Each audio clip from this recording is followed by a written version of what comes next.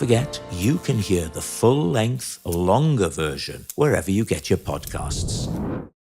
I've just been congratulated on my industry by a man who knows a thing or two about being industrious, whether it's his cryptic crossword penning under pseudonyms, you wouldn't know it was him, or his general approach to work. I'm delighted to welcome, because it's a reunion. We haven't seen each other for some time now, and the spirit of old Wogan has entered the room. I don't know why. Dave Gorman. Thank you very much, Rob.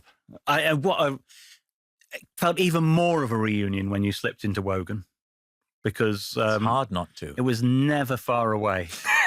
It was never far away back then, was it? Of those four impressions that you do, Terry would feature. But such a pleasing sound when he would bubble away in the corner of the room. It is, and I feel you reach for it when you feel your sincerity is not 100%, and you wish to reach for some sincerity. Wogan comes up and rescues you in those moments. Well, that will be your interpretation, and I'm far too humble and modest a man to question. Yeah. Someone who obviously has... You're in that camp of comic with a maths background. Couldn't be further away. Well, no, yes. Well, I dropped out of a maths degree. Okay, but so to get in a position to be able to drop out of a maths degree suggests to me a degree of ability with maths. Yes, I mean, it was an insufficient degree of ability with maths. So at the same time as you go to university for this thwarted, ill-fated maths degree, you're also doing stand-up. I did my first gig at the end of the first year at university. So I think I would have been 19, and then I did a second year at university where I didn't go to any lectures, but I very vigorously pursued stand-up. And then I dropped out at the end of that year because obviously I failed my exams because I hadn't been to a single lecture. When you went to Manchester, Craig Cash and Caroline Aherne, Steve Coogan, John Thompson, they'd already been through, hadn't they? They weren't students there. Caroline was just... but Steve has some form of education. Yeah. Steve and John had met, I think, at uni there. I was very lucky. I did a workshop one day. There was a tour going around raising money for Amnesty International. Frank Skinner was one of the acts on it. And to raise more money for Amnesty, on the afternoon of each gig, he would run a comedy workshop for aspiring comedians, and it cost £2. But I went to that workshop. Caroline was there. In her nascent performing career, she was doing Sister Mary Immaculate as a nun character. It was a very entertaining workshop, full of practical advice, 15, 20 people doing it. What sort of practical advice?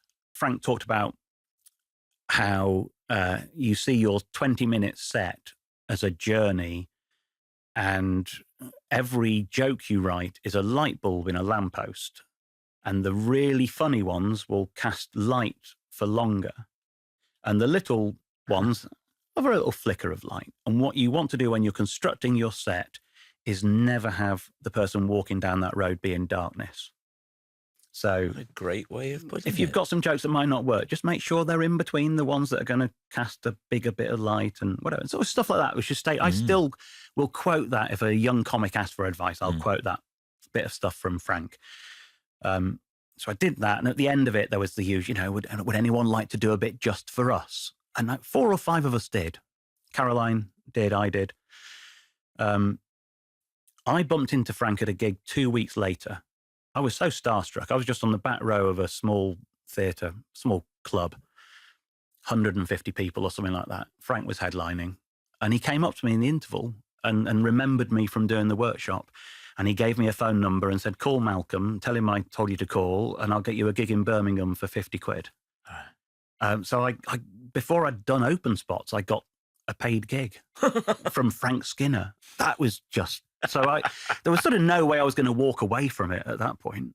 That was It was joyous. And you're getting to know Caroline then? Because she was there, she'd paid £2. Yeah. Right. So she'd been doing a bit of performing. Her career was going quite well, but she also just thought it's an opportunity to soak up information. She was not shy of doing that. She didn't have any arrogance to her. And there was a guy called Henry Normal. You know Henry Normal very well, of course. Mm-hmm. He at the time was a performer. He was on that tour as well. Right. And he was sort of Frank's busy mate at the time. And this was his home gig because he lived in Manchester. So he came along to the workshop just to hang out with Frank. And he sort of mentored me. He took me under his wing. That night, before the main gig, he said, I'm recording something in a little pub in Chorlton. Do you want to come with me to there first? And then I'll drive you to the gig. So he took me under his wing. And then, because I didn't live in London and I couldn't go and do a load of open spots, and Manchester only had one weekly club, and you could appear there once a year. So there wasn't like an open spot scene to go and get some experience. So instead of doing open spots, Henry was touring the country, and he would call every promoter and say, I'm bringing a young lad with me. Can he do 10 minutes in the middle? So I got this kind of weird apprenticeship, sort of helped along by this lovely collegiate generous team. It was people tell me now about the London scene and how, as an open spot, when you're doing the unpaid bit, the pro acts might not want to hang out with you, like scared they might catch open spotitis, or there was something catty and whatever about it. The Manchester scene was so friendly and collegiate. They started running this gig at a venue called Band on the Wall. It was a new material night. It was on a Monday night, and it was Steve Coogan, John Thompson, Caroline Aherne, Henry Normal, Bob Dillinger, who was a great musical act, a double act called Brute Farce, and a couple of other sort of fringe people that occasionally drift in, and somebody from Liverpool might come over. And when they set it up, I said to the promoters, "Can I be in it? Can I come do it?" And they quite sensibly were like, "No, you're 19 and you haven't done a lot, and these guys are pros. It's not for you, Dave." And 3 weeks later, they called me up and said, "A lot of them haven't got any material. Do you want to come and do it?" So I ended up in the gang by default. And I would turn up every week with new material because I had nothing else to do, because I was a student who wasn't going to his lectures. Yeah. And I think one of the reasons it was so collegiate is that nobody was competing with anyone. Henry Normal was a comic poet. Caroline was female, and that counted as a difference, but was also a character act. Steve was doing characters. John Thompson was doing voices. Bob Dillinger played a guitar. There was a double act. Like, nobody trod on anyone else's toes. We had one of everything, and there wasn't room for two of anything. And they just all, like, took me under the wing. Steve would ask me to write for him for something, and they'd all, like, give me bits of work. Because I was turning up every week having written 10, 15 minutes of stuff, so they could see an industry in my approach. And how did, when did Mrs Merton, was that the first sort of big time thing that happened for you? It was, so they had done a pilot for it, which was Craig Cash, Caroline and Henry were the team who made the pilot. Yeah. And I think they were quite surprised to get a series out of it. But they got a series out of it. And it was Henry who kind of lobbied to bring me in. He was like, if we're going to suddenly make 6, we could do with another voice in the room. And this was the Mrs Merton chat show? Yeah. So it was Henry who sort of said to Caroline, we should get somebody else. 6 is going to be a lot for 3 of us. Let's get more voices. So I got brought into this very much as a kind of junior member of the team. But what a school that was. Yeah. Because Caroline knew her voice. She couldn't explain very well. She was not one of those people who would sit around afterwards analysing and taking it apart. But she knew in her bones when she was right, and she would fight tooth and nail for it. And she wasn't overawed by, it was her big sort of break. It was her big thing in telly. But she would dig her heels in when she was right. There was a thing, the guest was Sir Patrick Litchfield. He's a royal and a photographer. And one of the things they did was we just, Mrs Merton said, I've taken some photos. Would you review them? Would you tell me what I've done wrong? And all we did was we got a load of genuine old photos from Caroline's Irish Catholic family and bundled up a bunch of them. And 3 or 4 in, there was something that would surprise him. But it was a genuine, old family photo. I have no idea what it was, but it doesn't matter because what you've got is him on camera. And he's going, well, this one's a little bit out of focus. It's all right. Well, I think this one's actually quite well composed. And then he finally gets to this one. And as he turns it over, he just snorts with laughter, and it's joyful and it's real and there's nothing faked about it or whatever. And it's a lovely moment in the interview. And then afterwards, the director says, can we just, if you wouldn't mind, Sir Patrick, would you just go through the photos again? We just have a camera over your shoulder so we can just see that photo as it arrives. And then the audience at home knows what it is you're laughing at. And Caroline was like, no, not happening. Well, we just, no, not having it. Will we just give us the option in the edit? No, if you have the option in the edit, you'll use it. That's not the funny. The funny is not us knowing what it is. The funny is us not knowing why he's laughing. And we've all pictured a photo that in our heads is what he's looking at. And whatever you're thinking is the thing. Except she didn't say any of those words. She just went, no, you'll ruin it. You're not showing them that. You're not doing that. No. And she just dug her heels in. And they didn't.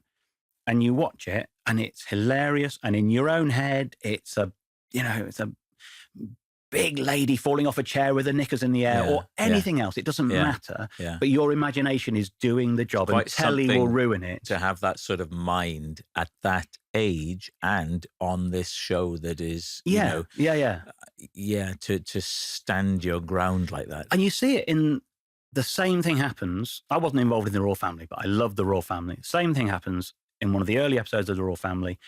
You got the whole family looking out of a window, talking about a neighbour's posh car or something. Oh, look what he's got. Oh, yeah.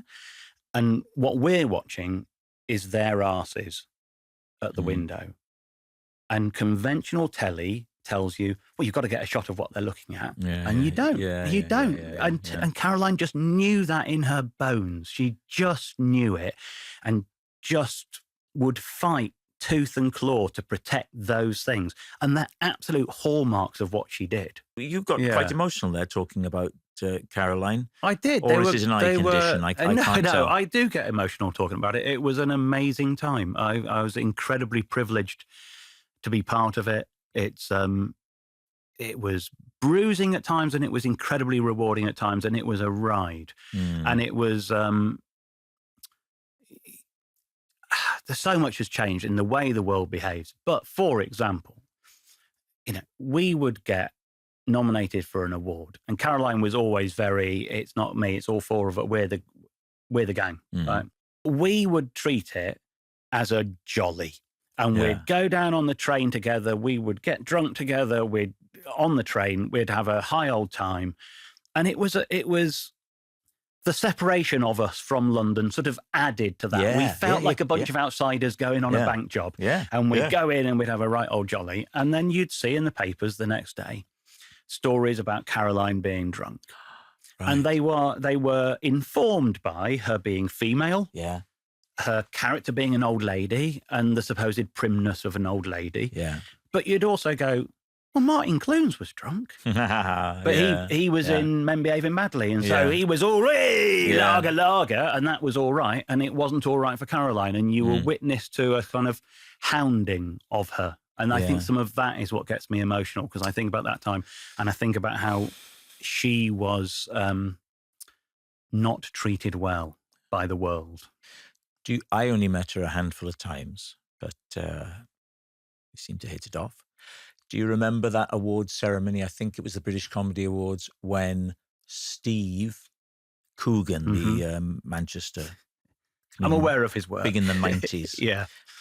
He was giving her an award. I always remember this before I knew Steve. And he gives her an award, and he says, I'm more used to receiving these.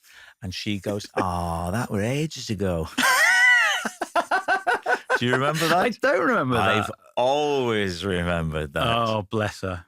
She was very special. And also you see that because there have been documentaries and tribute programs made, and you can tell the sincerity. Nobody's putting on a Wogan voice. No. When they talk about her. When did the PowerPoints enter your world? And how? While I was writing, I was still performing. I got to a point with Edinburgh where I thought Edinburgh was slightly perverse. You will know that many comics lose lots of money at the Edinburgh Fringe. Well, I've heard this. Yeah. I've never experienced it, but if you say so. Yeah. So that was the thing. And it was seen as a worthwhile investment because you could get more out of it in career terms. And yes, you'd lose money. And I'd done a couple of fringes and it had gone all right, but not great. And I started thinking it's a bit weird because basically most of your live stuff is happening in London and most of the TV people live in London and they can come and see you anytime doing what you do. And then you go to Edinburgh and lose money doing what you do so that people from London can come up to Edinburgh and come and see you. It just seemed like a perverse equation. And I said to my manager one time, I don't want to do a stand-up show in Edinburgh again. I want to go to Edinburgh, but I'm not doing a straight stand-up show. I'm going to do something I can't do in the clubs so that I'm justifying the expense of doing this thing. Oh, wow. And he said, what's your idea? I said, I want to do a show called Reasons to be Cheerful, where I examine the lyrics to the Ian Dury song, Reasons to be Cheerful. Oh, right. And he said, couldn't you think of a more current song? I went, that's not the point. Yeah. Effectively, there's no point risking a load of money unless the show is creatively a risk as well. I can justify risking a load of money if I'm taking a creative risk, but I'm not risking a load of money to show people that thing they can bloody well see me do at the King's Head in Crouch End. It's pointless. So did you do it with the Ian Dury? So I did it. And what it became as I started, everyone panicked and was like, we need to know there's going to be something here before we put you in the Edinburgh Fringe programme. So I did the earliest previews anyone's ever done. I did a night at the Battersea Arts Centre, and I hadn't written much of the show. I had like the framework of the show. And because I hadn't written all of it, I was sort of explaining to the audience what I was doing and how it was working. And I found when I was talking about the process, they were laughing more than when I was doing the jokes I'd written. So the show then morphed into being a documentary about making a show about a song and the efforts I'd gone to. And this was in the days when you couldn't just Google the lyrics. So it was, the story of going to the British Library and getting an old copy of Smash Hits to find the lyrics became part of it and all of that. And that became did you comment funnier. on the lyrics themselves? Yes, I did go through the lyrics as well. But I illustrated it with a slideshow. And because it became this sort of documentary tale, I ended up on stage with 2 projectors and 2 screens. So I had a slide projector with photos showing that I'd been here and done that. Oh, I see. And then I had an overhead projector, with the acetates like your old geography teacher used to use, for documents that had been photocopied onto acetates and whatever. Yes. Throughout the show, I used to carry on my belt a little pouch. It was a sort of pouch designed for climbers to have their chalk in. Chalk in, yeah. Mine had marbles in it. And throughout the hour-long show, every now and then, without any explanation to the audience, I'd just take a marble out and I'd drop it in a jar. And then at the end of the show, I'd explain that it had been a creative risk and people said it wouldn't work. And I'd been determined to prove it could work. And so what I'd done, I started to measure how funny the show was. And using the overhead projector, I say, for every time I get a big laugh, I put a few marbles in. Every time it's a small laugh, I put a couple in. At which point, somebody would go, boo, and I'd take a couple of marbles out. And then everyone else would laugh, so I'd put more in, whatever. And then I'd weigh the marbles at the end of the show and go, well, tonight was 800 grams funny. And I'd have a bar chart, which I'd do on the overhead projector of how funny the show had got. And it had been getting funnier. And then the audience became invested in wanting their night to be the funniest. And so they'd start, it became this sort of thing. So I discovered this idea of doing documentary stuff with evidence, but it was in this very low-tech way. I did 2 or 3 shows like that. The third of them was called Google Whack Adventure, and a lot of the evidence came from a computer. At which point, the idea of taking a computer screen and printing it onto an acetate to put on an overhead projector became Luddite and ridiculous and so willfully stupid. So I was like, well, I'll just go straight from the computer to the screen then. oh, in which case I don't need that other projector because I can put all the photos just in that as well. And then that became a PowerPoint presentation.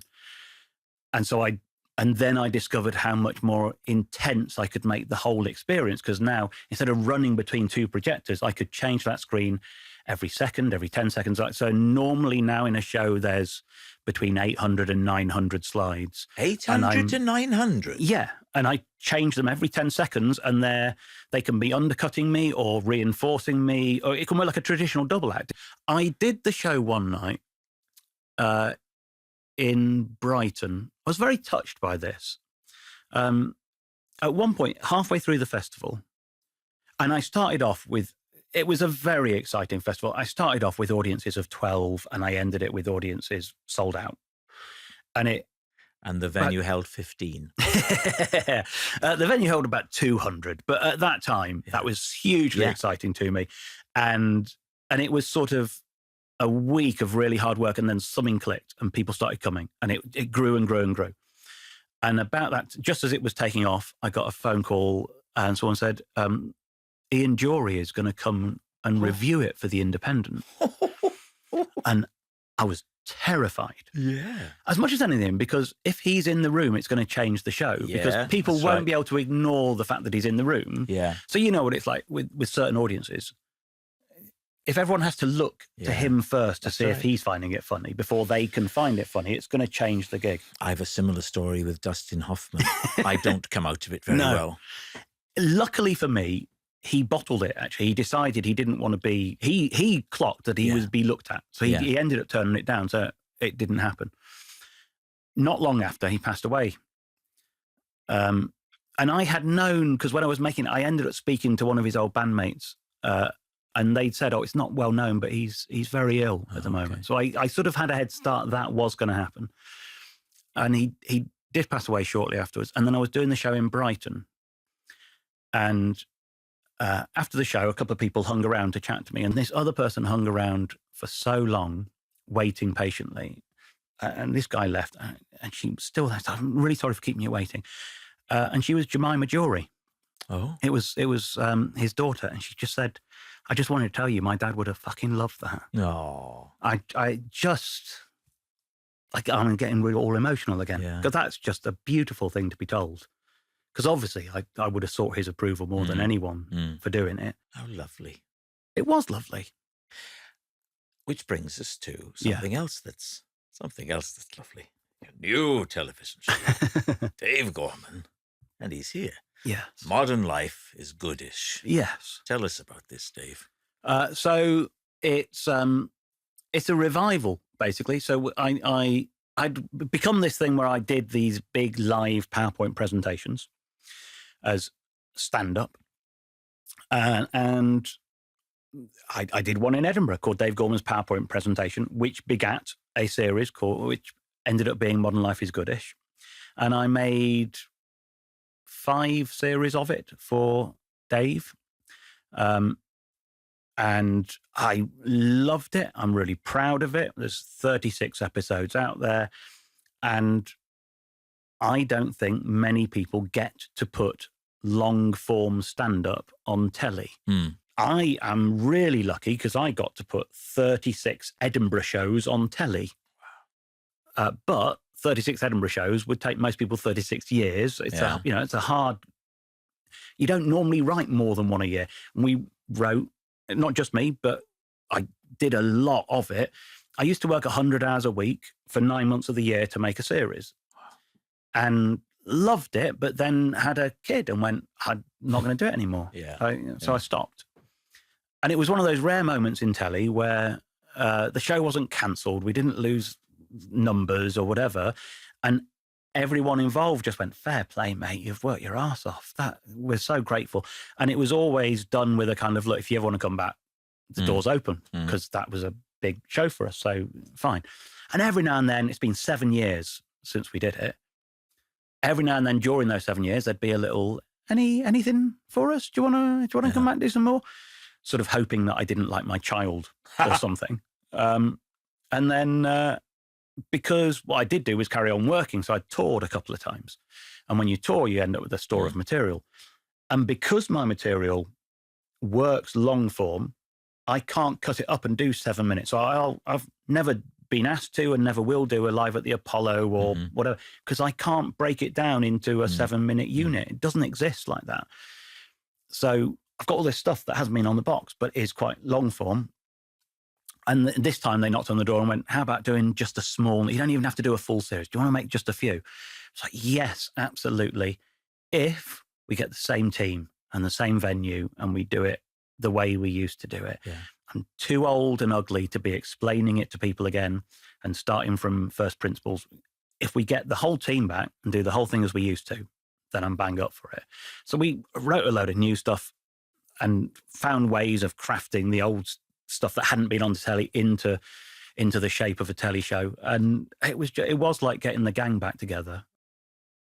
Where would people, if people now are listening / watching this and they're thinking, my God, this sounds like my cup of tea. I like this thing he's talking about. And I appreciate he's going to be painting it in the best possible light. But even allowing for that, I still think I would enjoy it. Where would they go?